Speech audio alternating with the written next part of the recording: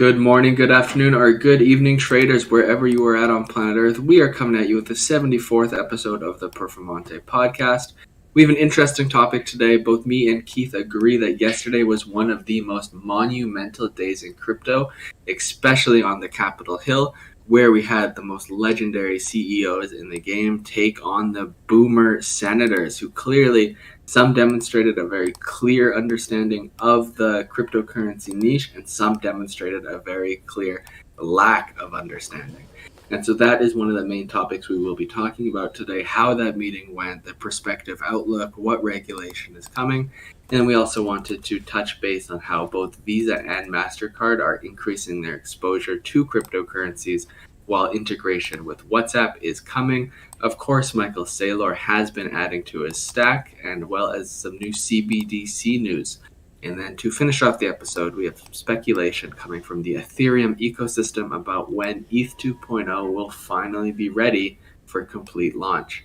So wild episode ahead, wide range of topics. So buckle up, listen up, and I'll pass it on over to Keith to dive into the first story today. Awesome. So thank you very much, everyone, for tuning in. We're going to jump right into it. Hopefully everyone checked out the hearing that went down. We did post a live link, and if you haven't checked it out, you can see it on YouTube. It was recorded live. But there was 6 executives in different cryptocurrency companies like Coinbase, Bitfury, and many others. Stellar Lumens was in there as well, FTX.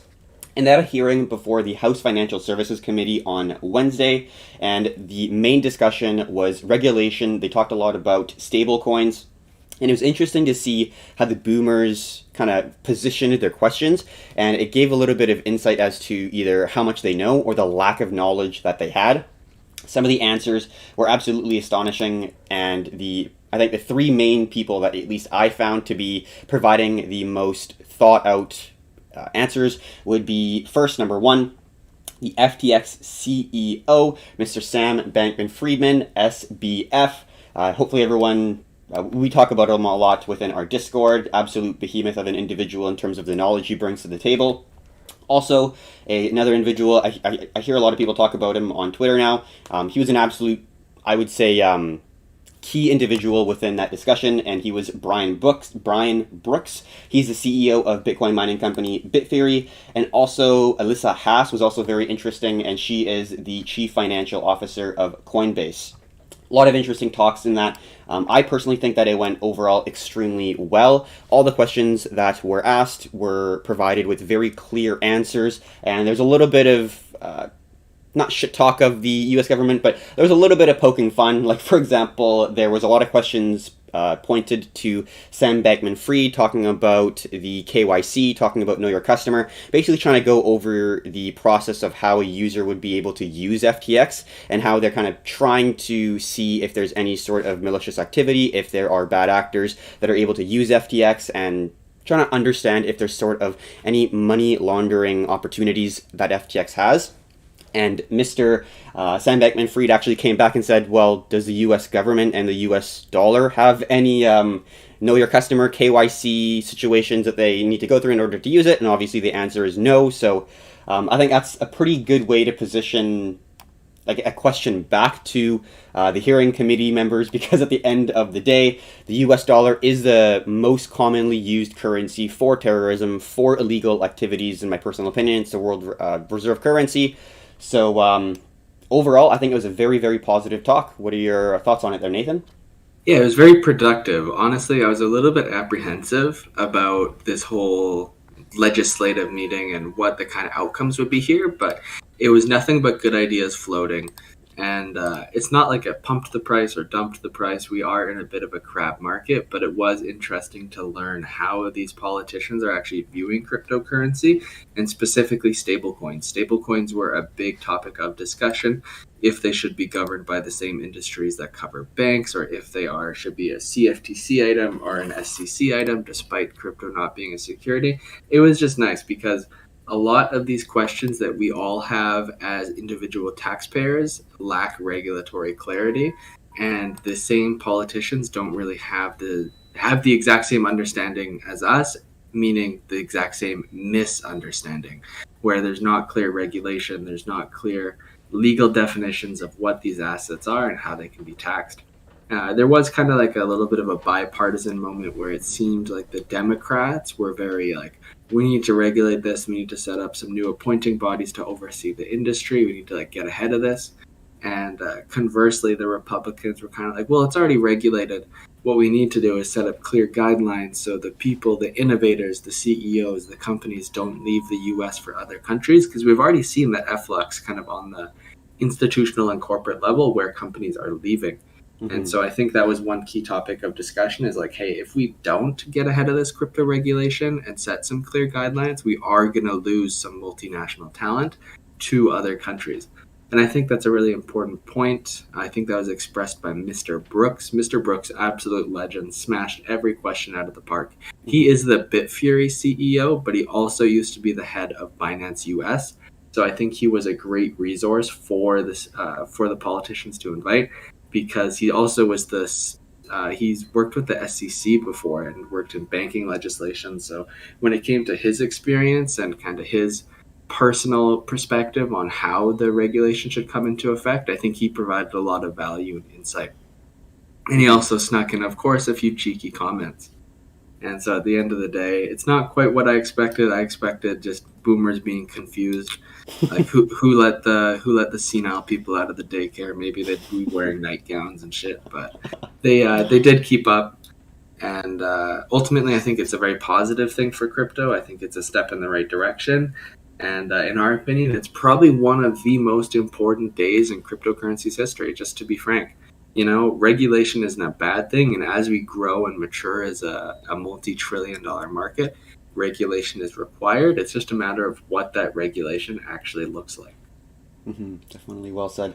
And I think it's a good thing that they brought up how the internet was adopted fairly aggressively by the US, more so than any other country, and look where that led. You see the largest companies in the world all in the US, and that's not by coincidence.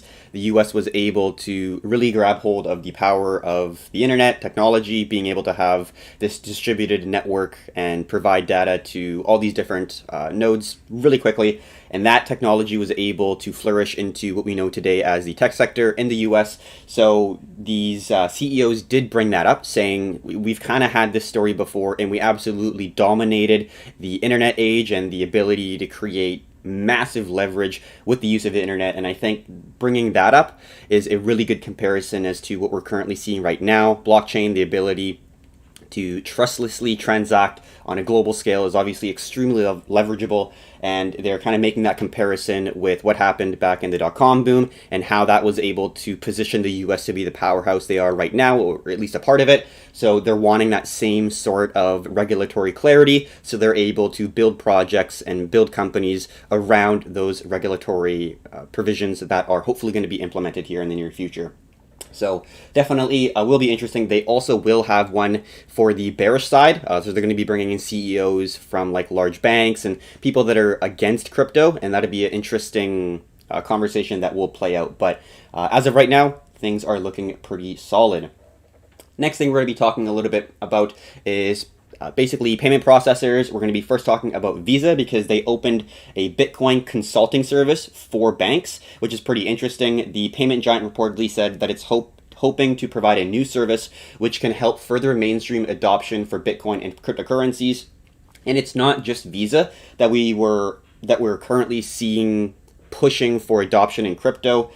We talked last month about Mastercard. They hosted a investment community meeting in November, around mid-November, November 12th of 2021, and they were kind of pushing for the exact same thing. They discussed specific things to help the crypto community push forward and allow everyday individuals, retail, not really institutional, feel more safe about using crypto, how to cash out, how to spend it, how to gain rewards, as well as like security, identity services, network access, all that stuff. So they're really trying to push for the adoption, because to be honest, it kind of seems like they are to say it lately, kind of shitting bricks because they are very worried because crypto is just a much faster payment processing network. Like if you're using your credit card, yes, that moment in time you are able to transact and buy goods, but the actual process of completing that transaction still is not instant, and crypto is much faster. So what large payment processors like Visa and Mastercard, and I'm sure like PayPal are all doing is looking at crypto and thinking they have to embrace it because they don't want to be the blockbuster where crypto is basically kind of like the new Netflix, where they're slowly going to go out of business and people are going to be talking about credit cards like it was ancient history. It was so long back ago, and obviously no company wants that. So large payment processors are positioning themselves as another basically on-ramp for the crypto ecosystem, it looks like. Yeah, I feel like they could be a victim to like the Blockbuster effect, where it's like, hey, we recognize the threat to our industry. In this instance, Blockbuster was like, damn, that new company, Netflix, pretty cool. And then within 5 years, they're completely out of business, right? Bitcoin is all about decentralization, and that's what the crypto network really excels at in a whole. And when we're looking forward how blockchain technology can be adopted, ultimately payment processing and having a middleman like Visa and MasterCard, they're the primary targets. They're the people with the hit list, so to speak, because Bitcoin does not need an intermediary to function like Visa. Simply all creditors and payment processors like Visa and MasterCard do is provide a service to connect A to B, but in a world of decentralization, A and B can communicate directly. And so it's not really clear what kind of products or advisory service Visa is actually operating with this Bitcoin consulting service, but they say there's a deep consumer demand for Bitcoin in the larger cryptocurrency sector. Super interesting to hear that speculation coming out of a multi-billion-dollar company. And same with Mastercard. It looks like there was new news coming out of the Mastercard ecosystem, so we can see these payment processing companies are kind of getting a little bit suspect of the cryptocurrency niche. And ultimately, I think MasterCard is kind of more trying to play into the role of the CBDC and kind of offer crypto enabled services for spending, cashing out, and offering cryptocurrency rewards. And I think in that same note, they also want to tap into the crypto security niche, the identity services, and kind of facilitate the network. And so I guess that's kind of two sides. One side that I guess Visa is taking is operating on like the business centric side of things, offering enterprise solutions for companies to learn more and leverage the technology, while MasterCard seems to be like, hey, you handle that.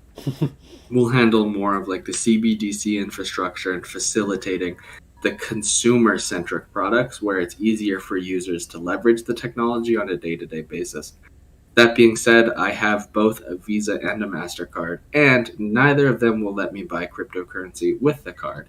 Shout out Canadian legislation and Canadian financial dynamics, but they can be as pro, or they can say they're as pro crypto as they are, but I'll believe it when I can buy crypto with my credit card.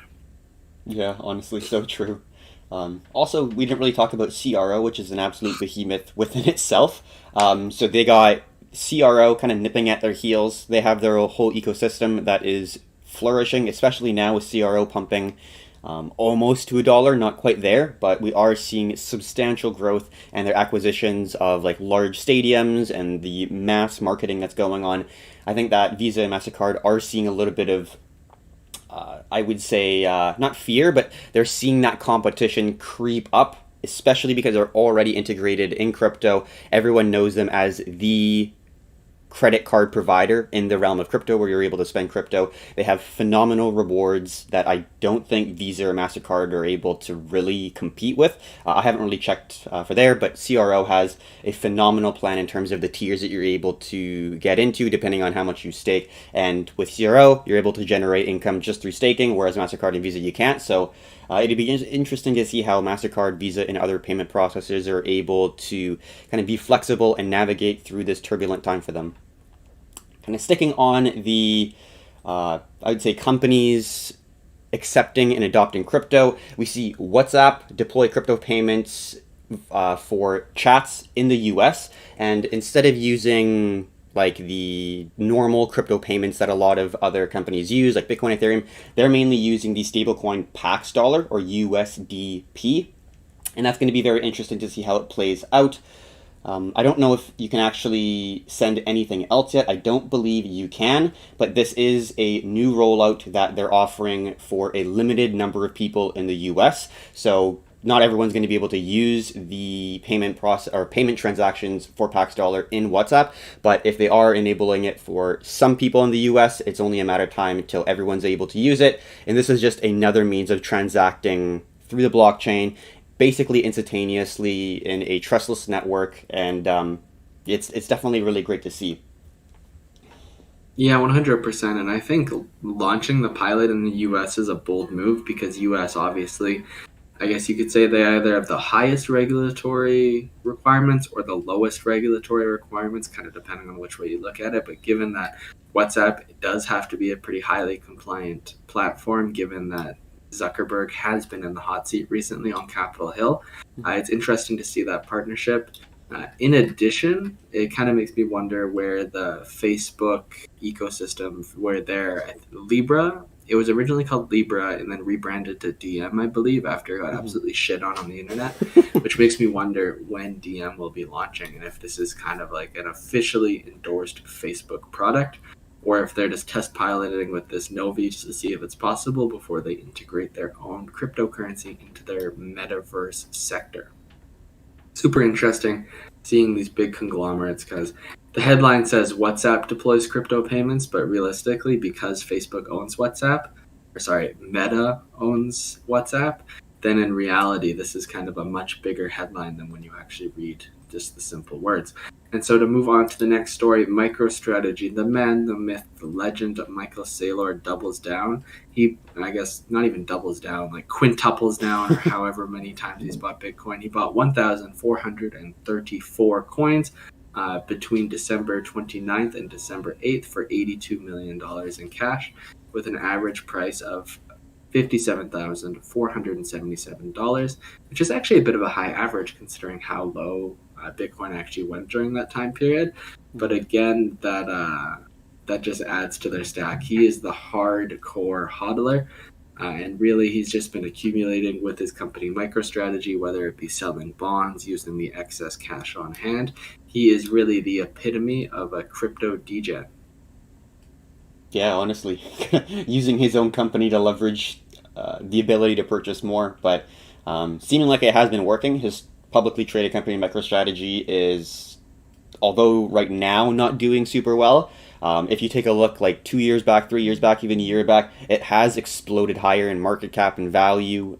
So overall, it has been working. And at this point, it's kind of like a crypto or a Bitcoin holding company, so to speak, where if you're investing in MicroStrategy, yeah, you are investing in the software that he is able to provide. But at the end of the day, I think a lot of people are looking at MicroStrategy and saying, I know Michael Saylor is not going to sell his Bitcoin, so it is basically another way of gaining exposure in Bitcoin through an equity instead of actually just owning Bitcoin outright. So it'd be interesting to see how correlated MicroStrategy is with Bitcoin. As of right now, it's not super correlated, but I think over time, when he's just continuing to accumulate and he is basically stating to the world that he will never sell, it's a pretty good indication that it is a pretty solid long-term play. If you don't want to basically mess around with wallets or addresses or anything, that might be a good option there for you. And he is continuously going to buy more. Moving on to the next thing here, we're going to be talking a little bit about the Eastern Caribbean Central Bank, the ECCB. They have now rolled out 2 more nations for their central bank digital currency, and this central bank digital currency is called Dcash, and it's basically the digital version of the EC dollar, and it's been rolled out to 7 out of the 8 members of the ECCU countries, which is pretty awesome. And the ECCB governor, Timothy Antoni, said the payment system should work for all, except for illicit actors, and Dcash must work for small states and small businesses. And the main reason why they wanted to implement this so quickly is because it's a bunch of smaller nations and islands, and it's very difficult for them to transact currency prior to the ability to use crypto and blockchain. So with this, they're able to lower the cost of transactions, making it easier for that economy to basically transact. more money is staying within the economy instead of getting basically exported into countries or companies that are able to provide that service of transferring funds. So that's really good to see. And basically why they're benefiting from it. A little bit of information here. So besides the geographical issues on cross-border payments within that area, they actually also have seen the most prone to natural disasters in the world.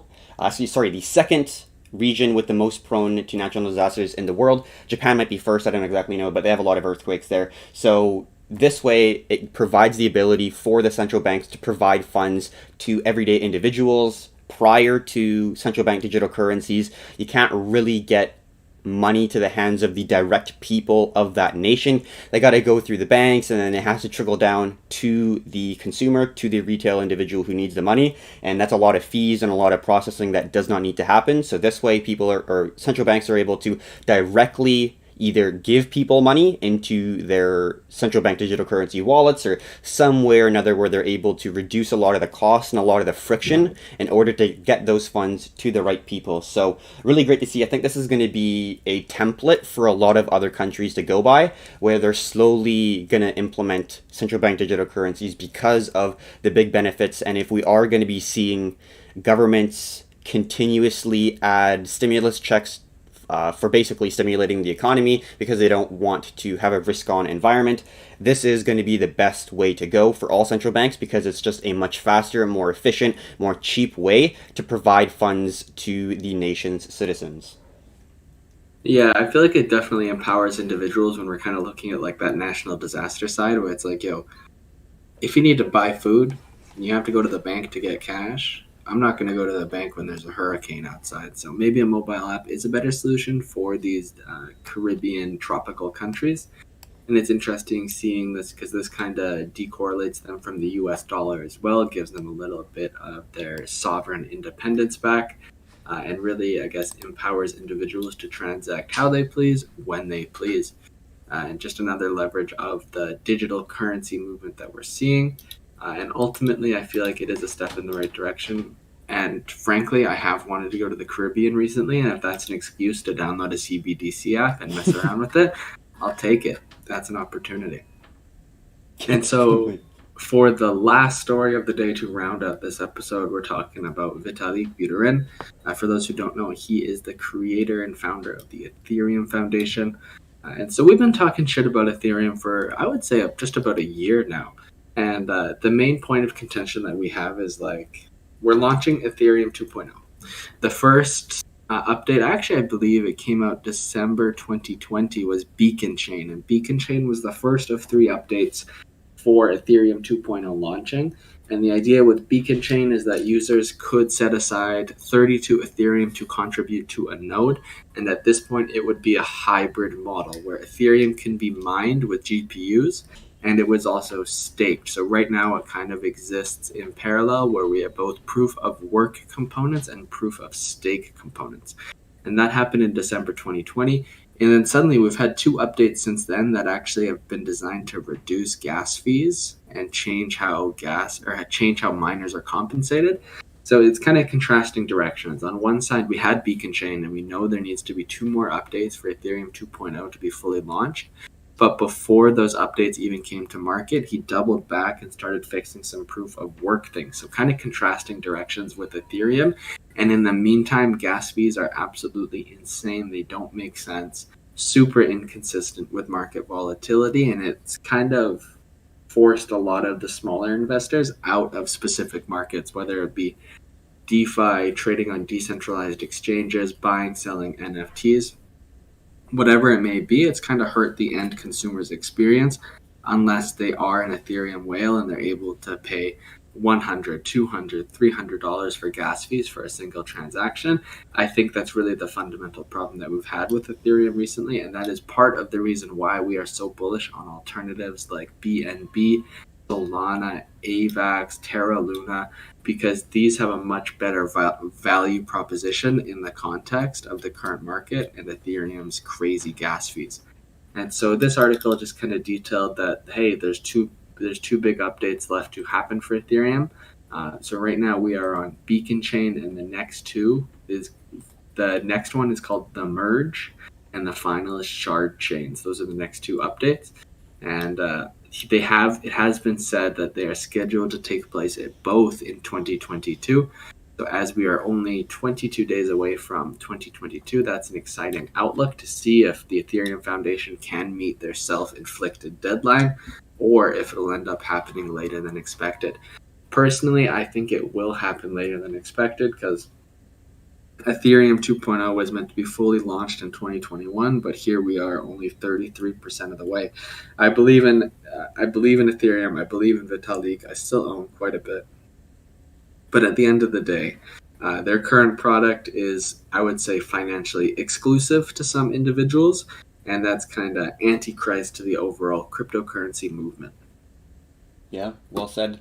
It's definitely the most adopted in terms of the altcoins, although at this point the altcoin market is getting so big that we should really view it as not just alternative to Bitcoin, but it's definitely going to be interesting to see how it plays out once ETH 2.0 actually rolls out. There are much cheaper transaction fees. Are people going to go back to Ethereum because it has a larger network, or are people going to stay within their preferred network, whether it's Terra Luna, whether it's Solana, whether it's Binance Smart Chain, whatever it may be? So it will be interesting, but as of right now, while Ethereum 2.0 is launching, although Ethereum is getting bigger, I think a lot of people getting into the space are very quickly realizing that you can have basically no cost to fees compared to what people are paying on Ethereum. Like there is a particular website on Ethereum that you could see how much you actually spent in total for your gas fees. I don't exactly know the website, but stuff like that goes viral, and it kind of puts a little bit more pressure on Ethereum to move as quick as they can. So definitely keep everyone updated on that. But that's going to be wrapping up the end of our podcast. Today is December 9th, 2021. This was the 74th podcast here at the Performante podcast. Thank you very much for tuning in. And until next time,